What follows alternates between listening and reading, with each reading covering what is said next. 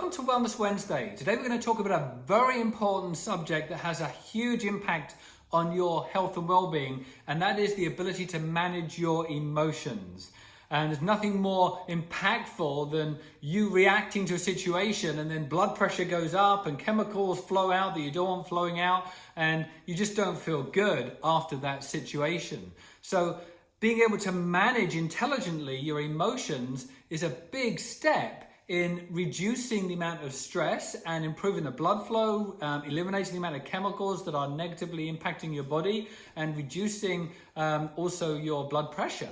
So let's talk about just a couple of steps, because there are so many. And if there's a book that I'd highly recommend, Daniel Coleman and Emotional Intelligence is a brilliant book that I'd highly recommend you download from Amazon, because it gets into so much more of the detail of what I'm just going to touch on here. But there's a couple of steps that have a huge impact on your ability to very easily be able to have some self-management and some self-awareness that reinforces your ability to manage your emotions and improve the circuitry in your brain that actually increases the strength of the amygdala, that is that sort of that part of your brain that enables you or puts you into a reactive mode. Sometimes you react in a situation, you go, God, I wish I hadn't have said that. And everything is bad in your body from that experience, and it takes a while, hours sometimes, to get all of your blood flow back again. So what do? First thing we want to do is think of a stoplight. And whenever you find yourself getting into an emotional sort of mindset, or where you're feeling angry about something, then just think of the traffic light. And the first thing, the traffic light is red. Just stop. Do not react to a situation. Just thinking of that is going to give you self-awareness to be able to trigger to the next stage, which is that yellow in the traffic light, which is, hey, once you've stopped, consider some of the actions you could take that would be beneficial for the person you're talking to, or the people, or the situation, and for yourself.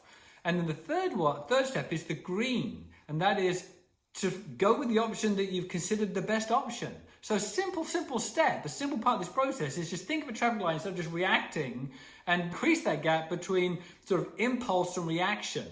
Let's widen that so we don't just sort of impulsively react to a situation. So number one is think before you do anything, stop. Number two is think of the options that are available to you. And number three, the green light, is take the best option. The second thing I'd highly recommend is just focus on a positive outlook. If you're finding yourself sort of getting into an emotional state where you want to manage that emotion that you're feeling, think of the positiveness and challenge the thought you're having. You know, sometimes we're having a thought and we believe that thought, but our thoughts aren't always real. So challenge that thought, reframe the thought, and put a positive direction to that thought. Just reframing it and think about a positive direction to it. What's the intention behind the situation that I'm looking at emotionally, or why am I looking at this emotionally, and how can I reframe it so that actually I'm looking at the positive aspect of this, and then move forward with a positive action. All we're doing here is just increasing our self-awareness so that we can actually reinforce some self-management that has a higher impact on us responding instead of reacting. And that's what we want, responding. And the more you do what I've just shared with you, the more the brain and the circuitry within the brain is being strengthened. So what happens is that rather than you actually always have to become self-aware of a situation, your body is already responding in the situation of thinking about either the positive outlook and reframing it and challenging the thought, or the traffic light and going, hey, stop, don't take an action, think about the options and then take an action. And that's what we want. We want you strengthening your brain so that you're in a position where it's part of your default. You know, when we learn things, we always go through these three stages. And the first one is where we're pretty much a conscious incompetent. So we're actually stumbling through the process. Once we get through to that sort of initial phase, we then become a conscious competent, because we feel like, okay, I'm actually able to do this now. The third stage is the critical stage we want to get to, where it just becomes part of us. And that's where we become an unconscious competent. Think about when you started tying your shoelaces.